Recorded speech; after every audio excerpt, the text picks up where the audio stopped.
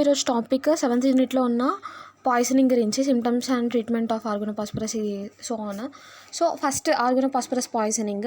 Toxicity of organophosphorus ఎక్కువ అయితే బాడీలో దాన్ని పాయిజనింగ్ అని అంటాం. సో ఇవి causes pesticides, industrial chemicals etcetera.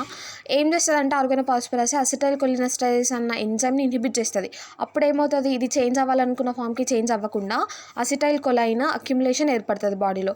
Acetyl కొలైన్ మనం ఎక్కడ చదువుకుంటాం? పారాసింపాథెటిక్ నర్వస్ సిస్టమ్ దగ్గర చదువుకుంటాం. So slow down, rest, digest అదనమాట దీనికి. ఆ ఎఫెక్ట్స్ కనిపిస్తాయి, మస్కరానిక్ ఇంకా నికోటినిక్ ఎఫెక్ట్స్. సో వీటిని తక్కువ చేయడానికి మనం ట్రీట్మెంట్లో యాంటీడాట్స్ యూజ్ చేస్తాం. ఏమేమి యాంటీడాట్స్ అంటే ఆర్గనోపాస్పరస్కి ఎట్రోపిన్ ఇంకా క్లాలిడాక్సిన్. సో దీన్ని 2-PAM అని కూడా అంటాం అనమాట. 2-PAM అని కూడా అంటాం. అట్రోపిన్ ఏమో మస్కరానిక్ సిమ్టమ్స్ని తక్కువ చేపిస్తుంది. క్లాలిడాక్సిన్ ఏమో నికోటినిక్ సిమ్టమ్స్ని తక్కువ చేపిస్తుంది. That's all.